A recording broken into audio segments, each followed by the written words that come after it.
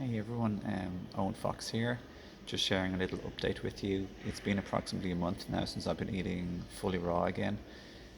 Um, Maybe with the exception of, I don't know what if it wasn't raw. I think the powders I have in my salad, like ginger powder, cayenne pepper, I think they're all raw for sure. Living, sun-fired, earthly prepared food. Sun is our greatest cook. Mother Earth is our greatest gestator and giver of life and all the beautiful plants.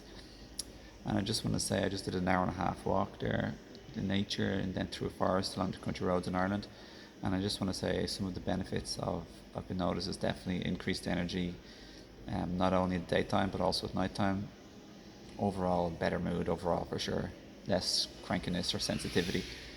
Not that I'm a big cranky person, but when life gets challenging or overwhelming or taxing sometimes and you underslept, it's easier to be, twitchy or cranky.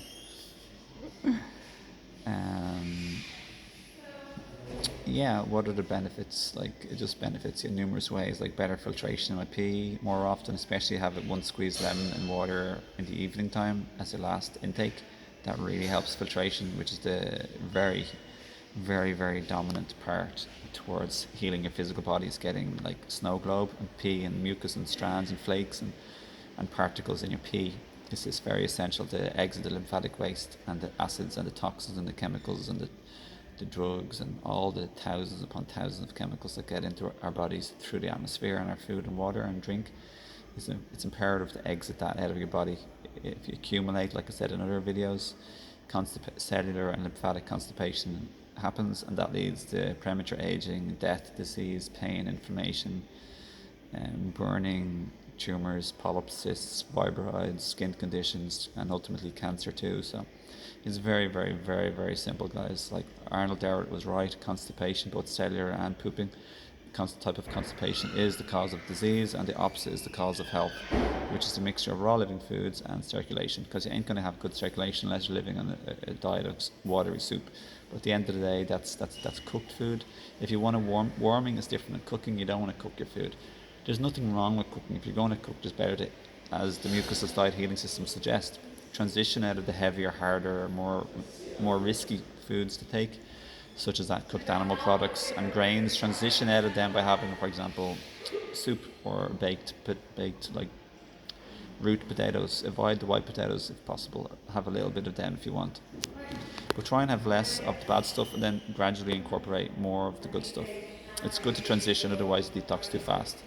I've been doing this for 17 years. When I discovered veganism, I've been eating a vegan diet for 17 years, and all this time I've been having loads of raw foods and sun-fired, sun-cooked, sun-prepared foods, the greatest chef of all, and Mother Earth combined. The beautiful plants, the divine ecosystem with billions and trillions of beautiful, like, microbes, bacteria, fungi, yeast, mushrooms, roots, rhizomes, mycelium network of infinite intelligence under the ground, the trees, the birds, the bats, the butterflies, all propagating and spreading pollen and all this wonderful stuff, my friends. That's what like sun-fired foods is. It's earthly made, earthly prepared. Cooking is a destructive process that damages the nutrients, destroys the nutrients, and then also creates new harmful anti-nutrients and toxins. So there's nothing to be afraid of. Just go on to the lighter stuff, simple soups, vegan based, and eat more raw foods, salads, and fruits. And enjoy your life, live long and old and prosper, and work on your spirituality is the most important thing, because ultimately we are spiritual beings and the human body is only a physical tool and instrument that we're using. So you know that very well if you're used to watching my videos. It's no big secret anymore in this new age of information. And live from your heart and keep learning your lessons. And one thing I'll end the video is with, if you just remember and know that anything that's happening to you, everybody and everything is your teacher, and what's happening to you is happening for you, by you, and happening to you, happening for you, by you, and for you. Yeah, it's good for you. What's in your life is meant for a reason and a purpose. Divine flow, divine timing, divine people, and divine places. Everything and everybody is meant to be, and it'll change. And just see where the lessons are and see where you can learn. And one of the biggest questions I asked myself recently is, how can I be more loving? Like, what will enable me to be more loving? Because being more loving is extremely powerful. When you live in more love, you've got a greater power and ability to be happy and joyful, and you don't live in fear, which is a contracted vibrational state anymore.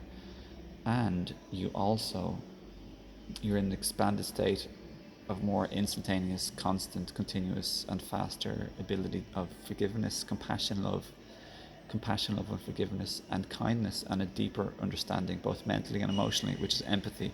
When you have these qualities of love more deeper, life is so much easier instead of harder. When you eat raw living, sun-fired, fresh, earthly grown, prepared foods, and you have spirituality as your daily intention, along with potential prayer and thanksgiving and gratitude, you'll see so much more synchronicities like the way I will, and you may develop your latent abilities of spiritual abilities that are less rare, which is the non-five main senses, such as telepathy, lucid dreaming, and tapping into different things during meditation or quiet time or reflection. And obviously just become physically healthy in the same process and live a long, healthy life into your 90s and 100s. Living till your 100s isn't supposed to be rare or uncommon. And you're not supposed to be just alive then, you're supposed to be still vigorous and energetic and have a good brain function. You're supposed to live till 7 times your puberty, growing up phase, and for humans it's approximately 20 years old where we're fully matured for the most part. And that means we could live till 140, very good, very healthily. So being increpid and diseased and tired and old and bent over when you're 100 isn't supposed to be normal, even though we think that's good. Like, that shouldn't be your goal. If you want, have a real goal. Look after your body, eat natural foods, and do fasting, and don't overeat. Get a good sleep, live with a purpose and a passion, and have fire on your tummy. Literally, sun-fired foods, but have fire on your belly, a passion for life, community, friends, family. Have a reason to live, and you'll do a lot of these other people who are centenarians do, and you live an old, healthy, happy life. But if you're doing the way I'm saying, including fasting and moderation and sun-fired foods, living foods, you will have a good, strong, fit physical body even when you're 90 and 100 and 110, and you'll have a great brain too, just like Fred Bisci. And I'll leave some videos down below of people who are almost centenarians, raw foodists for 50 years plus, 65 years, and they're doing great. And the one last thing I'd recommend is have systemic enzymes. I believe they help live healthier and older better. Fred Bisci, who's 94, I think, recommends has systemic enzymes for quite a long time too. So, hope this video helps, my friends. Lots of love. Thanks for watching. Have a great day and infinite now moment of beauty always.